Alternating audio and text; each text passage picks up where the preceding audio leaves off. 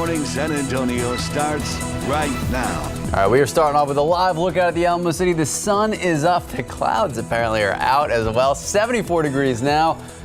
Oh, but as we've been saying through the morning, it's going to be a big change through today into tomorrow. Good morning. It is 8 o'clock this Sunday. Thank you so much for starting your morning with us. So yesterday, the sun was out. The heat was up. Yeah. And today we're starting off mean and muggy. But you're saying around 4 or 5 o'clock, a dramatic change. Absolutely. We're going to see temperatures quickly drop. So a lot of people out and about enjoying Muertos Fest this weekend, Sarah Costa included. That's why she's not here with us. But we are going to be seeing a quick temperature drop. So please just be prepared today if you are out and about for that temperature drop. There's where the cold front is right now, working its way through San Angelo. You can see that there's plenty of rain behind that front. It's 45 in Dallas and 49 in Fort Stockton. That front is about to move through Junction area. It's pushing through Mason, Texas. We're going to be seeing it here in San Antonio by about 2-3 o'clock in the afternoon. So here's a look at what happens to temperatures today. The first half of the day, warm, humid, temperatures in the 80s even this afternoon as a possibility. Then that front hits and we drop down into the 60s in the afternoon, into the 50s around dinner time. And by the end of the day, temperatures are going to be in the 40s and it is going to be very windy. So if you're going to be out and about later on today, please make sure to take that jacket with you because, again, you'll need it by about 3 o'clock this afternoon. Outside right now, though, again, more of the same. Humid, 74 degrees, south winds at about 10 miles per hour. We've even got some areas of light rain showers right now. One shower in particular moving through Kennedy, Karnes City and close to Falls City. Around the San Antonio metro area, a few isolated showers up near Bernie and out near Canyon Lake as well. And again, that front is not going to hit until this afternoon. But when it does so, here's what you need to know. Temperatures will fall into the 60s this afternoon, 40s by tonight and tomorrow. A big thing, too, are going to be the winds. Winds could potentially gust up to 40 to 45 miles per hour tonight and early tomorrow. Those are very windy conditions. Be mindful of those lightweight Halloween decorations. And as far as rain goes, some isolated rain today, but it does look like we'll see more widespread rain late tonight and into tomorrow as well. So there's a lot to unpack in the forecast. I'm going to walk you through an hour-by-hour forecast for South Central Texas when that cold air will hit. Max. Thank you, Sarah. New this morning, we know 2 people are dead, 3 more injured after a party turned into a shooting. So take a look. This was a home on Roslyn Avenue. Police on the scene telling us it started with an argument between 2 families, and police say they're still trying to figure out who exactly is at fault, who pulled out the gun and started shooting first. 5 people in total shot, 2 dead, 3 injured. The names and ages of those victims not yet been released. We are told that one of the victims under 18 years old. Police do have a suspect in custody who may have been involved in the shooting, but right now, as you can see, everything's still under investigation. We do expect more details through the morning, so make sure to stay with us on air and online as that information becomes available.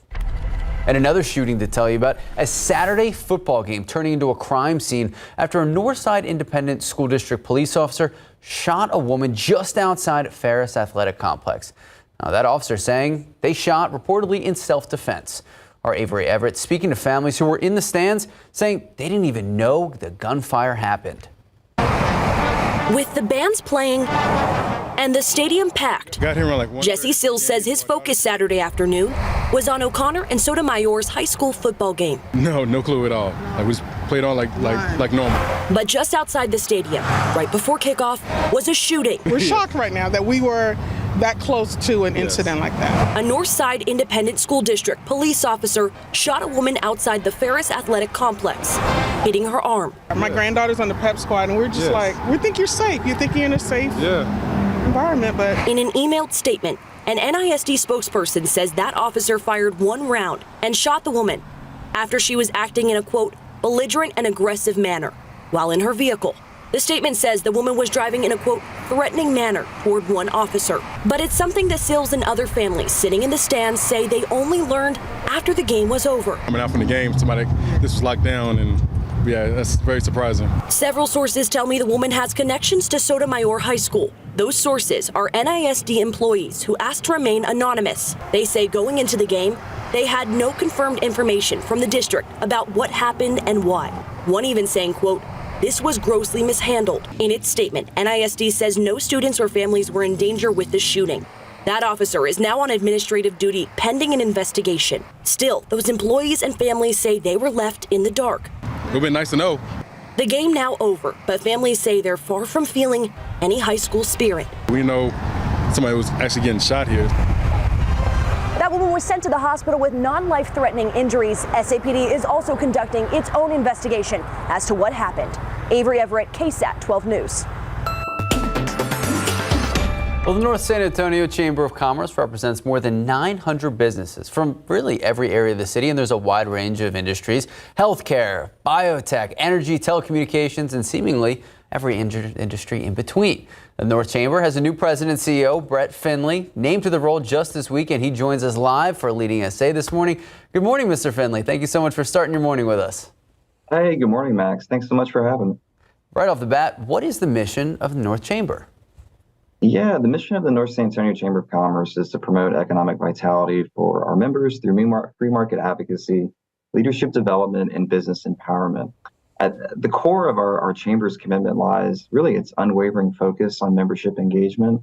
We place a strong emphasis on workforce development and leadership initiatives through our renowned programs. These programs, Max, really play a pivotal role in shaping business professionals who are then ready to navigate an ever-changing dynamic landscape here in San Antonio. I think ultimately, we want to promote a thriving business environment here in San Antonio, ultimately enhancing the quality of life of all of its residents. And it definitely has been a thriving business environment, especially over the last few years. Well, look, it was an arduous process to become the new president and CEO. So what are the goals now that you have the reign? Yeah, it's an opportunity like no other, and I really believe my goals should align with the organization's mission and the needs of its members and the community. We're an advocacy organization first and foremost. We want to be a unified voice for the business community. So we must continue to monitor and address legislative and regulatory issues that impact our members. We want to strengthen existing relationships with elected officials and ensure that the chamber's voice is heard. As a chamber, we're known for our agility and independence. I think that really provides a benefit, an opportunity to pivot swiftly, being able to reinforce our support for the ever-changing needs of the business community, certainly during tricky regulatory times, and we're that support for businesses that need help with licensing requirements or health and safety code updates, tax exemptions, or other various business regulations. We need to be able to meet their needs along the way.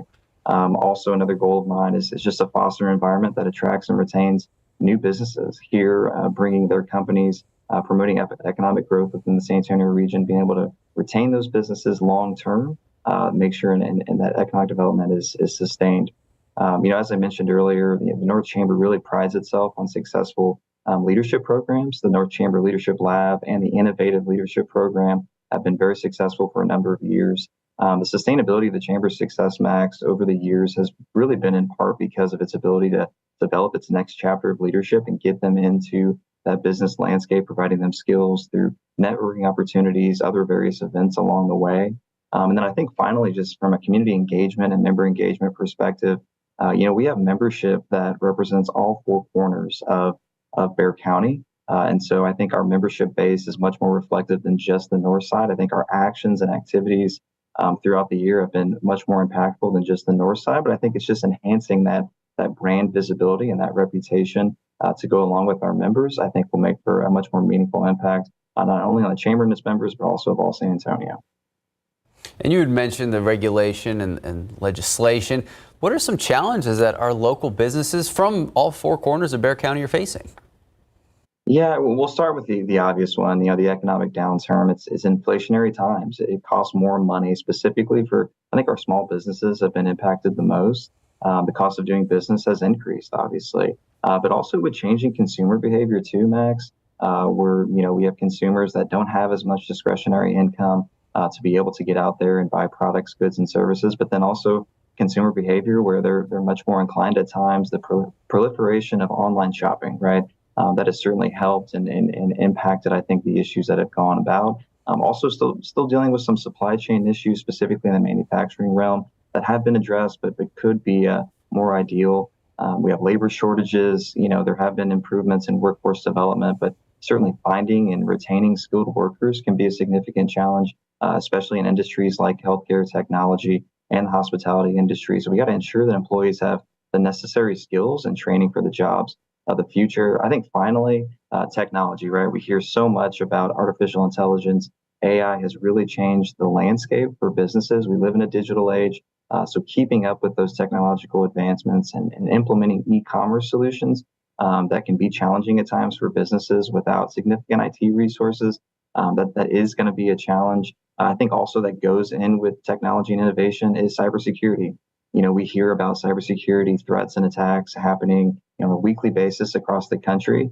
I think it's paramount that we make sure that our small businesses are supported in those efforts to make sure that business information and customer data is protected, that networks are not easily infiltrated, and ransomware attacks could be happen to prop up there. I'm actually glad you brought that up because we're talking to the Cybersecurity Council tomorrow. But we got about 30 seconds left, so try to keep it as concise as possible. What is the outlook for the business community here locally for the next year?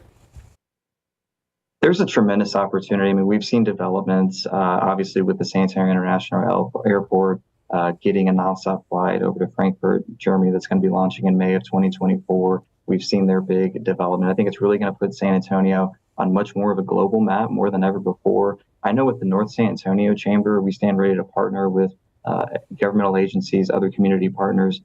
They've been so great for the last 49 years, and coincidentally going to be celebrating their 50th year anniversary. I think the sustainability of the Chamber's success over the years, it's the legacy that has such a rich tradition that we just want to continue to build upon. It's exciting times in San Antonio, Max, for business and industry. We just want to continue that momentum moving forward in the future. All right. Brad Finley, the new president and CEO of the North Chamber, thank you so much for joining us this morning. If anyone missed any part of the interview, you can check it out in its entirety through the morning. Just head to the leading SA section of KSAT.com. Time now, 8:12, 74 degrees. All right, it is a moment a community has been waiting for more than a year now. The groundbreaking of a new Uvalde elementary school happening this weekend. Coming up next, why many of those who attended are describing the day as bittersweet. And some of the talk of the morning, well, not a black screen. It is the weather. We're going to check in with Sarah Spivey in just a few moments. Morning and welcome back. After months of planning, the Uvalde community able to see the groundbreaking of their new elementary school this weekend. So the day marked a new chapter in the community's journey forward after the shooting at Robb Elementary in May of 2022. Remember, that shooting ended with 19 children and 2 teachers shot and killed.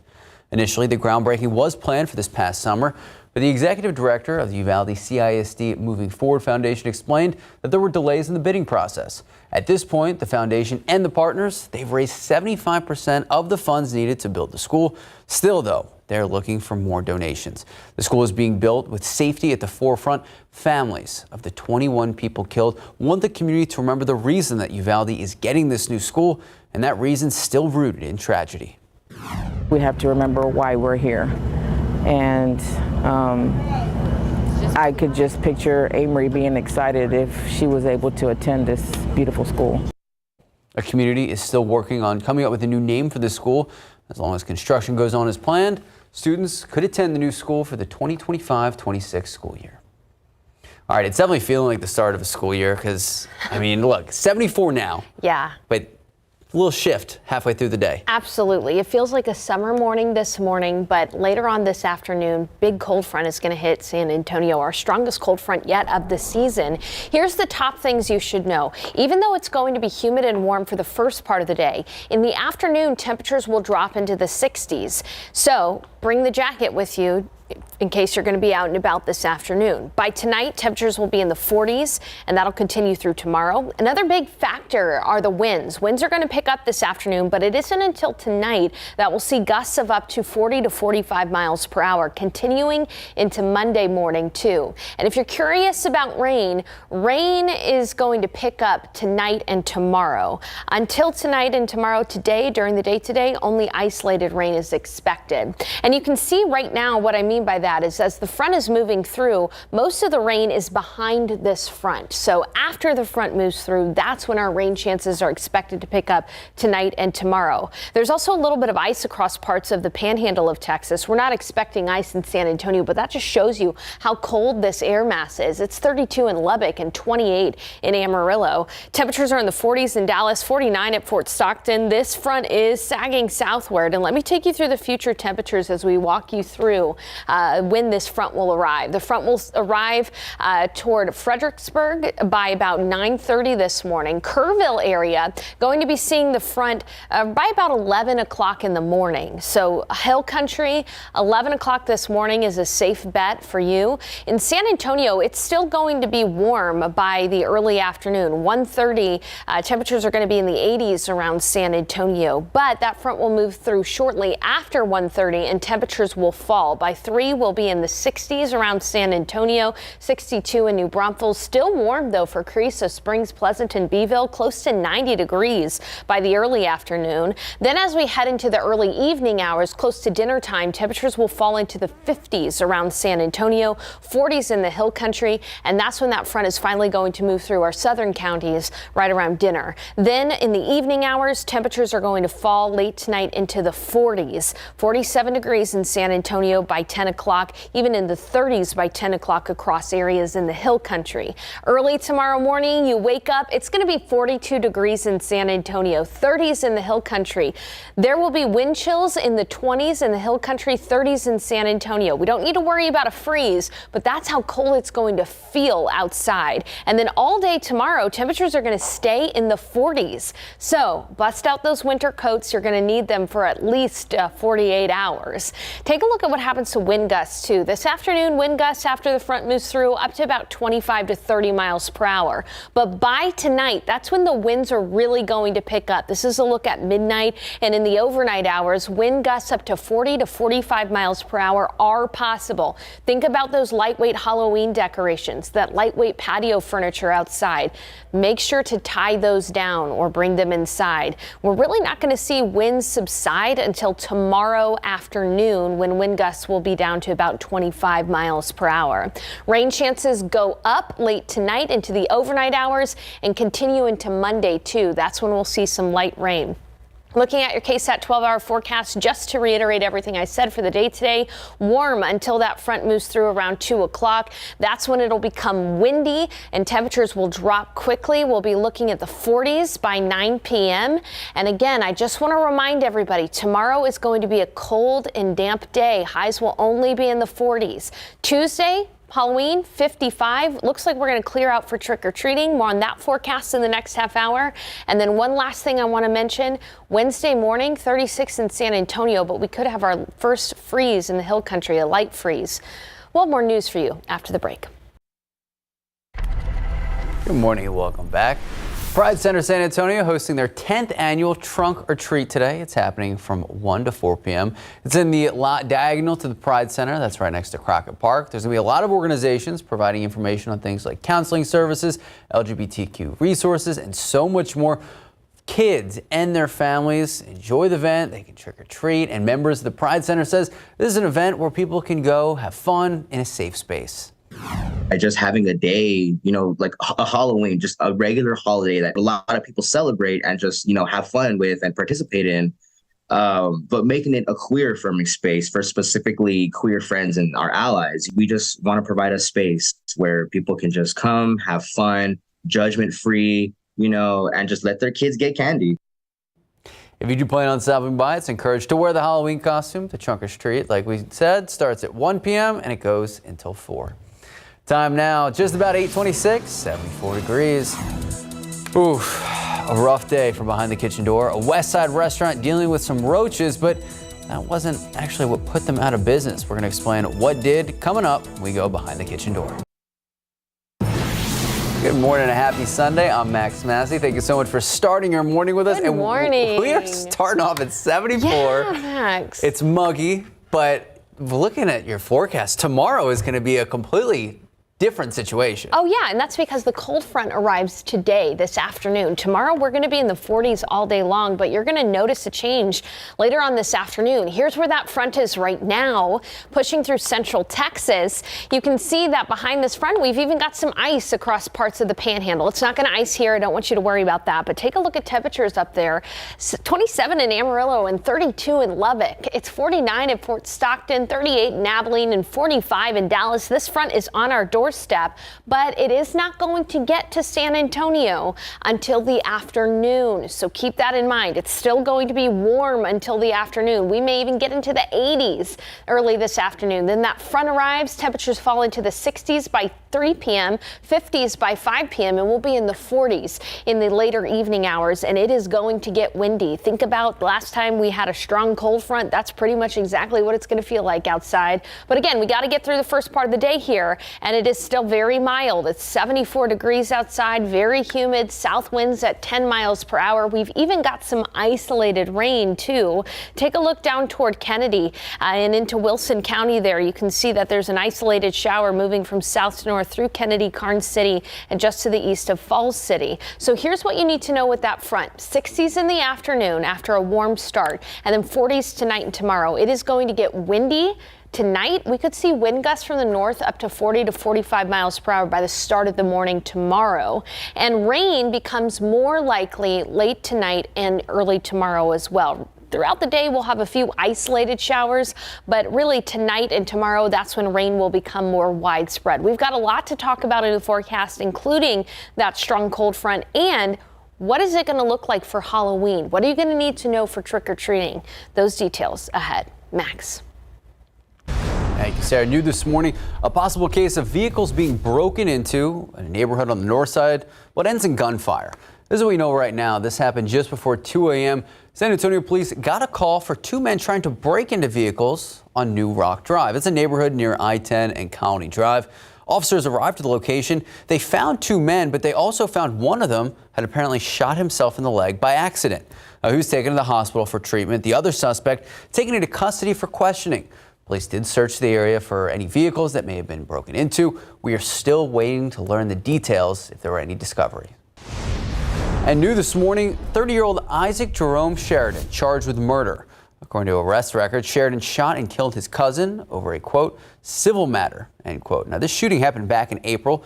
It unfolded in the 4900 block of Zulema Avenue. It's near Old Highway 90 West and Highway 151. Police spoke with witnesses who say they saw Sheridan leaving the scene, and surveillance video captured the shooting. His bond now set at $250,000. Well, San Antonio police still investigating what caused a deadly rollover crash that ended the life of a 20-year-old woman. So it happened Friday morning around 4:30 a.m. on I-35 South near West Ainsley Boulevard on the city's south side. Officers say the woman was driving a Toyota Solara. That's when it went off the road onto the grass median, rolled several times before she was ejected from the vehicle. We are still waiting to learn the identity of the person. Now to the latest in the Middle East. Israel's Prime Minister Benjamin Netanyahu says his country's war against the terrorist organization Hamas, it's entered the second stage. Now, Israel Defense Forces now keying in on several targets across Gaza, dispatching troops as part of the expanded ground offensive. ABC's Justin Finch has the details. Overnight in Gaza, a series of bright blasts across the dark skies. Unrelenting airstrikes as Prime Minister Benjamin Netanyahu confirms Israel's war against Hamas has entered a new phase. In a televised address to the Israeli people, the Prime Minister saying, "We will fight for our native land. We will fight and won't back down." Israel bolstering its offensive, striking Hamas from the air, the sea, and on the ground, and claiming 150 underground Hamas targets are now destroyed. Netanyahu saying the fight will only intensify in preparation for a broad ground invasion into Gaza. A Hamas official promising a fight. I think he will achieve nothing on the ground. But Israel claiming it's killed several Hamas leaders, including a commander who oversaw paraglider operations during Hamas's deadly October 7th terrorist attack on Israel. Across the Gaza Strip, concerns about a worsening humanitarian crisis. Neighborhoods now reduced to rubble. The growing number of injured overwhelming hospitals. Unidentified sources say the internet has been restored in some areas. Food and fuel supplies running low. The United Nations reporting a crowd of thousands broke into Gaza warehouses Sunday, taking food and basic survival items. Meantime, Israel believes Hamas is holding more than 200 hostages in Gaza. The White House also working with Israel and partners in the region to secure the release of those hostages. The Biden administration saying Israel should support a humanitarian pause if it leads to freeing hostages. Justin Finch, ABC News, Washington. And back here in the United States, the town of Lewiston, Maine, they are mourning the loss of 18 people who were shot and killed this past Wednesday. And last night, the people of Maine holding a candlelight vigil, remembering those who were killed. As for who's responsible, well, the body of the suspected mass shooter, 40-year-old Robert Card, was found Friday night, dead from an apparent self-inflicted gunshot wound. This after a 48-hour manhunt put the state on notice. Now, his body found inside a trailer near a recycling center in Lisbon, where the suspect used to work. Investigators say they're still trying to access the suspect's phone and bank accounts through search warrants, hoping to find more clues on what could have motivated such an attack. Well, the actor, best known for his character Chandler on the 90s sitcom Friends, has died. A death investigation is now underway after Matthew Perry found dead at his home in Los Angeles. Investigators not saying how Perry died exactly. TMZ reporting, though, that he drowned in a jacuzzi. Investigators say no drugs were found at the scene and foul play is not suspected. Last year, the 54-year-old actor wrote in a memoir how he battled with drug and alcohol addiction for years. Well, back here in San Antonio, a low score on a recent health inspection, really the least of the problems, or a West Side Mongolian grill. Here's a look at what KSAT's Tim Gerber found when he went behind the kitchen door.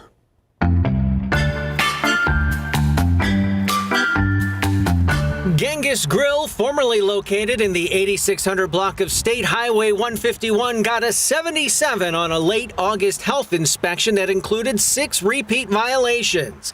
Multiple dead roaches were found in numerous traps around the business. The buffet cold hold was too warm. The dishwashing machine had 0 sanitizer. The bar area didn't have any hot water and was shut down by the inspector. When I stopped by this week, I learned the restaurant was no longer in operation. This letter posted on the front door stated they were evicted for not paying rent. The landlord was in the process of clearing the place out. Oh, yeah, they were disgusting. Really? What happened? They're dirty. They didn't pay rent. The landlord said there were still roaches inside, and she hoped to have a new tenant once everything is cleaned up. Gibby's La Cocina, located in the 2600 block of Nogalito Street, got a failing score of 69 on their August 30th inspection. Hair was found in the sugar. It was removed. Clean utensils were being stored in dirty containers. A worker touched the floor, then touched food prep areas. The inspector stepped in and asked them to wash their hands. They were storing bread in to-go style bags. The mop sink was clogged and unusable, while another sink didn't have cold water. A roach was seen along a wall, and there was a buildup of grease on a vent hood. A re-inspection was required. The business was not open when I stopped by this week, and a posting online showed they were temporarily closed. Jim's Coffee Shop, located in the 8400 block of Broadway, earned an 85 on their late August inspection. The score was a departure from previous scores in the high 90s. According to this report, it appears they were dealing with a roach problem at the time. An uncovered mix used to batter chicken was contaminated by a roach. The inspector wrote there was a significant amount of cockroaches at different life stages throughout the establishment. The report shows the business was actively receiving pest control services. The floors were also dirty with grease and food debris. We're behind the kitchen door. Tim Gerber, KSAT 12 News. Time now 8:39, 74 degrees out. Honoring those hit and killed by drivers here in San Antonio. Coming up next, we're going to show you how the cycling community and family members of those who were killed are raising awareness using altars to honor their loved ones' memories. And if you do plan to head out to Muertos Fest today, bring a jacket. We know it's warm, it's muggy, it's humid right now, but that's going to change through the day. We're going to check in with Sarah Spivey in just a few moments.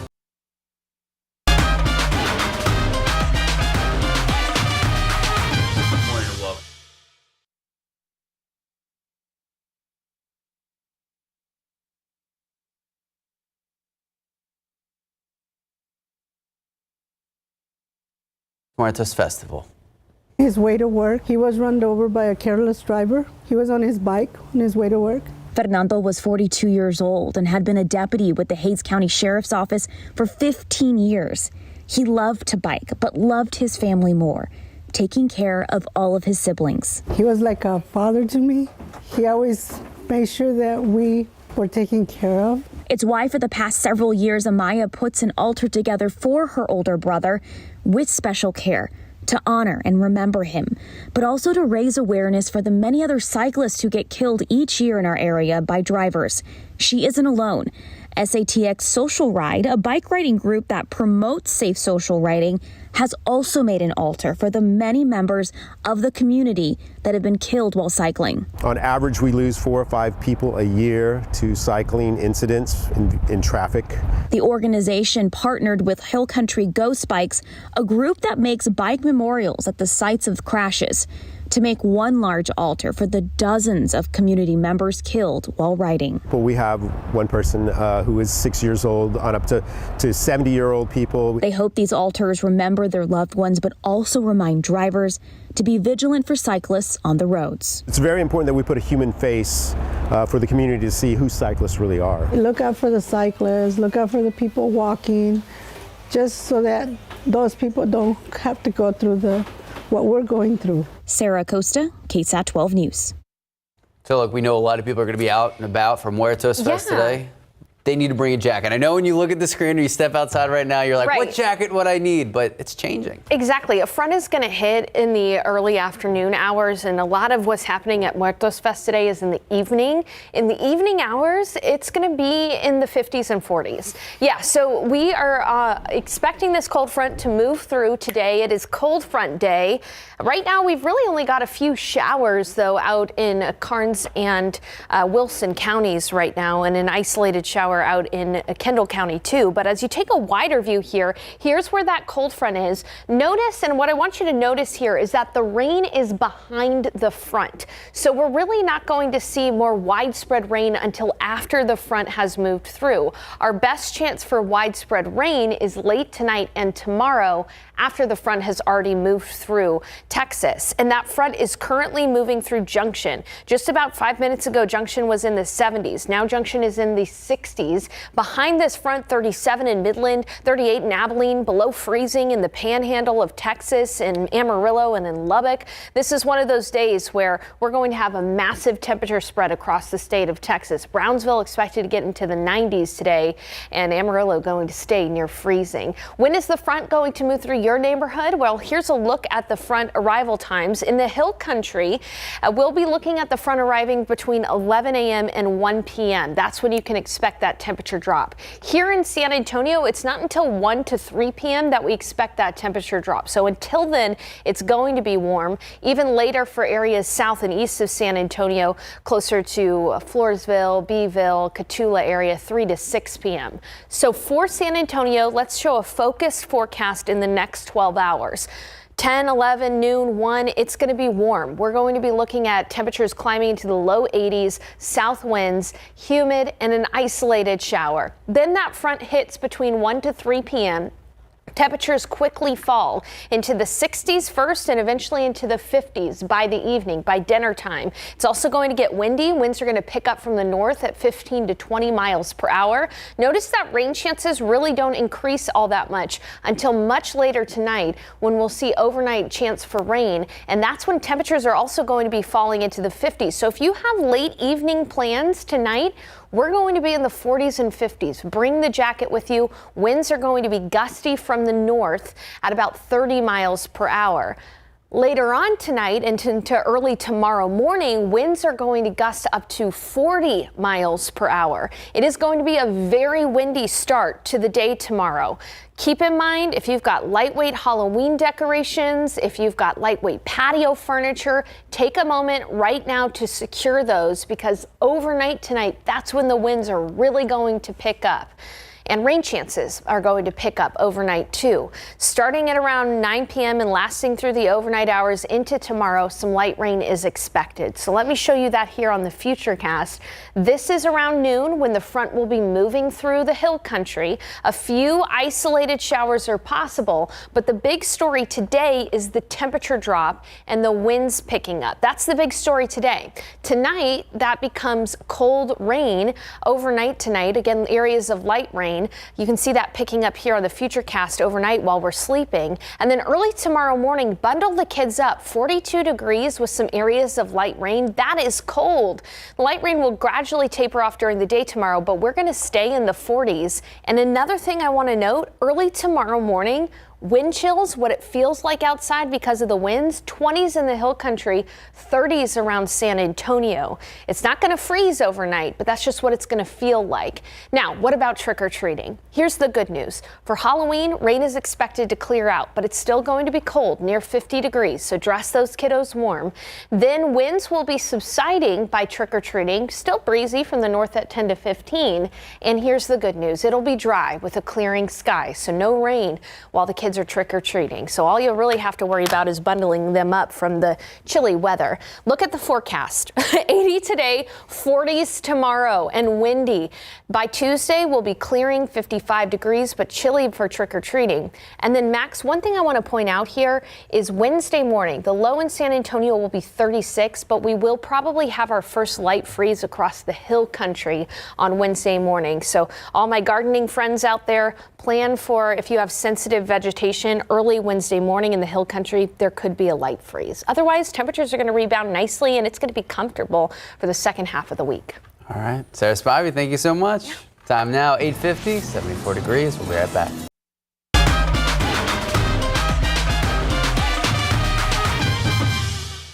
The altar or altar is a very important piece of the Dia de los Muertos. And at Mi Tierra, the altars honoring the dead remain on display all year long.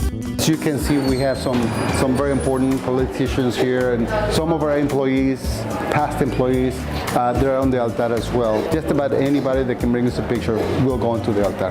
Whether it's Selena's altar or one of the many others, you'll notice some similarities. The altar is 2 tiers, 3 tiers, or 7 tiers. There are different altars with different purposes, and what it consists of. First, you have to have a religious figure. You have to have the picture or pictures of the person that you are honoring. Candles, papel picado, of course, their favorite food or drink, salt, and the pan de muerto, of course, that's a big part of the altar. And it is round. If you can see this bread right here is round because we believe our soul is round. And these decorations show the bones of the skeleton. So we have the marigolds, we have the water. You know, we have an opportunity not just to preserve, but really to teach our culture to our guests. Everybody that comes here, we get to talk about the tradition. Everybody loves it. Everybody falls in love with it. Okay, we just got the pollen count in for the day. Molds have fallen from yesterday. They were very high. They're high today, though. Ragweed and grass are low. It'll be interesting to see how this cold front changes the pollen count. For the first half of the day here, it is going to be warm. Don't expect the front to arrive until 1 to 3 p.m. When it does so, you'll notice the instant hit of colder air. Temperatures will fall. It'll be in the 50s by dinner time, 40s in the later evening, and it'll get windy, too. Then we see rain pick up tonight and tomorrow. Not too much in the way of accumulation, but it is going to make for a damp, blustery, cold day tomorrow. Highs will only be in the 40s. Things will clear out a little on Tuesday. We'll get up to 55, but it's still going to be chilly for trick-or-treating. Then a light freeze possible in the hill country on Wednesday, and temperatures moderate back into the 60s and 70s. That time of year. We're here for you. Make sure to have the KSAT Weather Authority app.